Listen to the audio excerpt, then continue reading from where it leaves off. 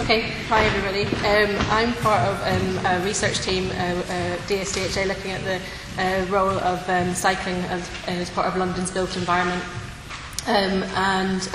Just to give you a quick introduction, DSDHA is an architecture firm. We look at, we obviously design buildings, but we also design public spaces, parks, landscapes, and we view the city as our client, so that's kind of the most important driving force behind what we do.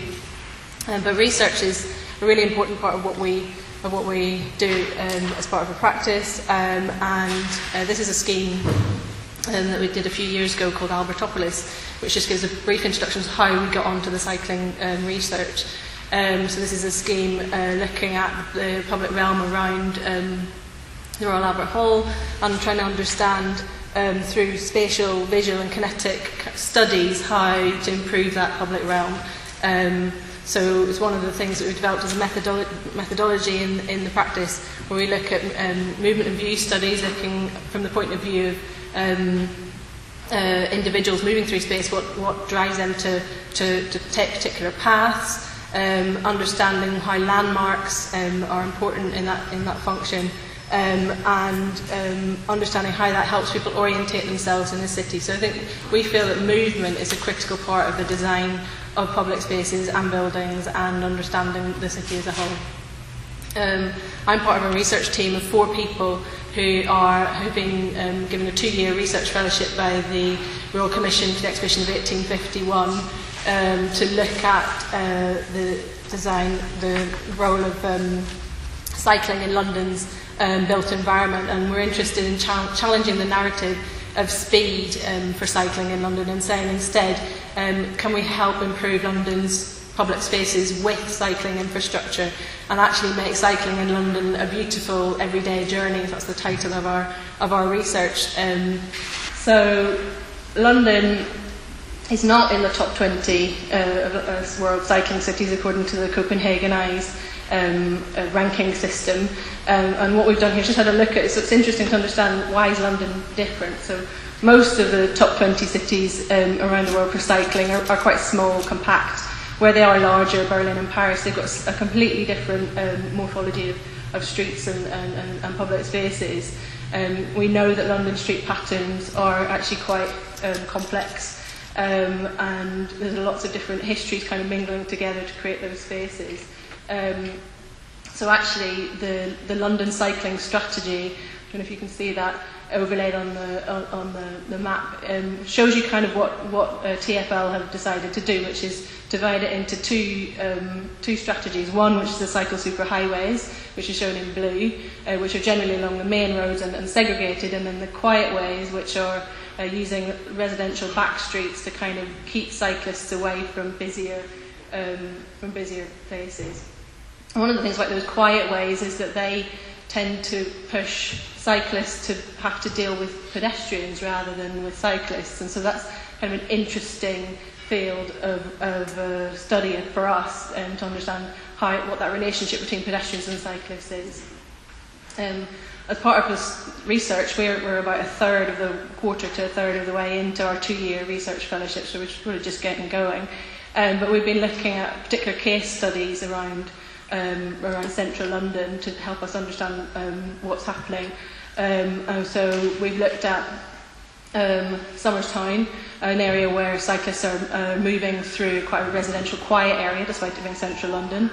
The West End, Tottenham Court Road, where there's lots of different conflicting pulls on that public space, big institutions, sort of high street nature of Tottenham Court Road and all the different mixed-use elements around the West End.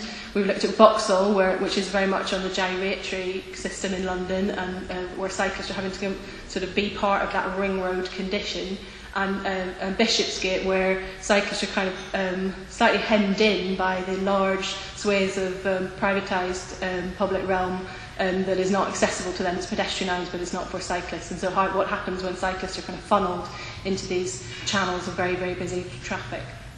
So we've used those to help sort of start our research.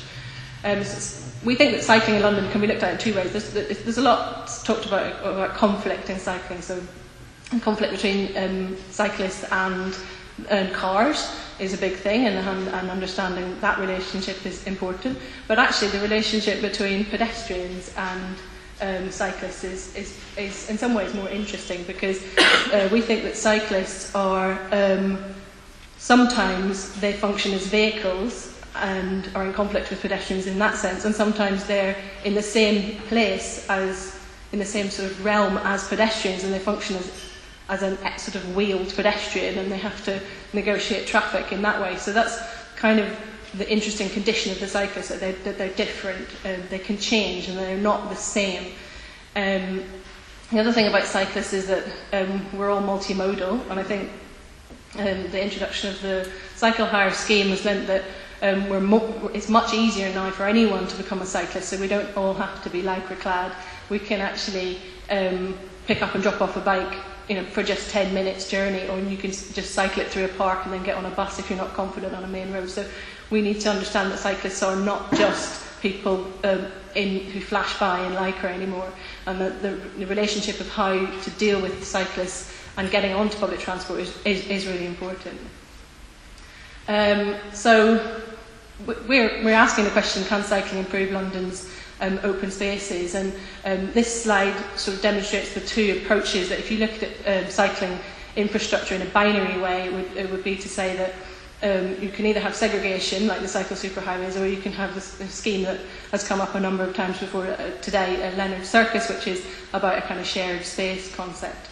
But actually, we think that it's a bit more fluid than that, and we need to go beyond these two alternatives that are actually quite divisive in the cycling and public space kind of community.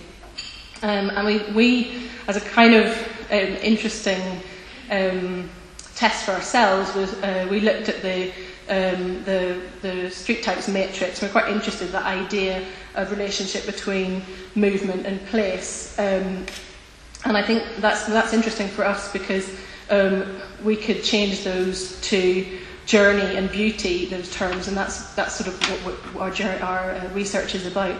But the idea that things shift, the relationship between place and movement function shift is important, and we're interested in understanding who cyclists are. So we've taken that road types matrix and we've tried to put different types of cyclists into that same matrix to say, are there characters out there for cyclists? Because if we can understand who cyclists are and why they do what they do, maybe we can help design public spaces that are better for cyclists. So we've looked at the lycra-clad warrior, who's maybe thinks that the movement function is much more important than the tourist on a Boris bike, who's interested primarily in place, and movement is sort of almost incidental to their experience. And for us, this was just a bit of a game, but just a way of kind of exploring who cycles and why. We sort of took that a bit further as part of the London Festival of Architecture, ran a series of cycle journeys where we got people to identify who they were as cyclists and what their experiences of the city was, and just to document the journeys as a group. So we tried to pair up different types of cyclists and got them to travel together through London to get a lycra-clad warrior to travel with a Boris bike tourist and help them discover a route through London and talk to each other about what that experience was like. We've also taken our case study areas. I'm not going to bore you with loads of this, but we've also assessed each of our case study areas and looked at which cyclists use them the most. The way we identified these cyclist types was by what they wore, what type of bike they had, what speed they went passed through a space at. And so something like Vauxhall Bridge, which is part of that very much a segregated landscape, it was primarily, if you see the pie chart, primarily the cyclists for whom speed is the most important function. Whereas something like Byng Place in the West End is a much broader mix of different types of cyclists, and that is interesting because I think I lost all my notes. We were interested in what happens to places when you get a different mix of types of cyclists. So Byng Place is actually almost becoming a destination, and so whether or not it's becoming a destination because lots of different types of cyclists use it, or because it's being sort of designed as a place rather than as a superhighway, that actually it's more welcoming to different types of cyclists, but it also manages to support cafes and other kind of functions as well. It's something that we think is quite interesting. So we've only just got going with our research, but our main goal as we move into the next phase is to try and develop some sort of guidance to help designers integrate cyclists into public space in a way that it doesn't bring them into conflict with pedestrians. Well, there's lots of guidance out there already, and Robin mentioned lots of it before, and it's really useful TfL guidance, and we're not trying to redo that. But we're trying to look back at, and it's funny because we've got some of the same slides, back at some of the kind of proposals and studies and research that were done in the 1960s and 70s into design of the public realm, in a way that, I suppose, helped designers and research to understand the experience of public space from the point of view of the pedestrian or the user, the individual, using serial views or interviews, mental mapping, photographic images, sketches, text and maps, to give a kind of alternative to the bird's eye mapping view of urban design. And we're going to try and develop a methodology for doing this with cycling. So this is an image of the city by Lynch and Myer in 1960, where it's very much about city and legibility, and so we're interested in saying, okay, well, actually, is there a different way that cyclists recognise landmarks because of the speed they move through the city? Do they use landmarks to navigate? Is that something that's relevant when you're thinking about designing for cyclists in public space? We're looking at the Concise Townscape by Cullen. Again, that study really looked at how public realm helps guide us through public space, and so it does that change for a cyclist.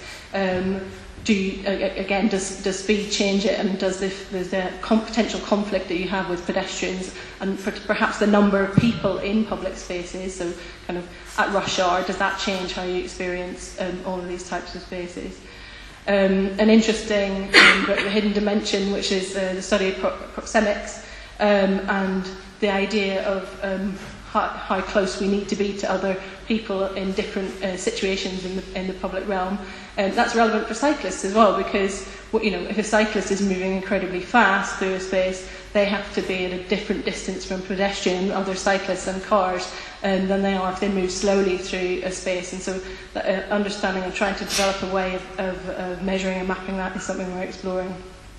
A pattern language by Christopher Aleander. He actually looked at where cyclists should be in the public realm in 1977, and was interested in what the issues were around a separate system, for a separate sort of set of networks for cyclists, because how do you deal with the fact that people are always going to be crossing these routes? It just adds another layer of complexity. It's not like cyclists are going to be replacing roads, they're going to be an extra layer of infrastructure over the top of that if we have a lot of segregated systems. So how do you integrate that?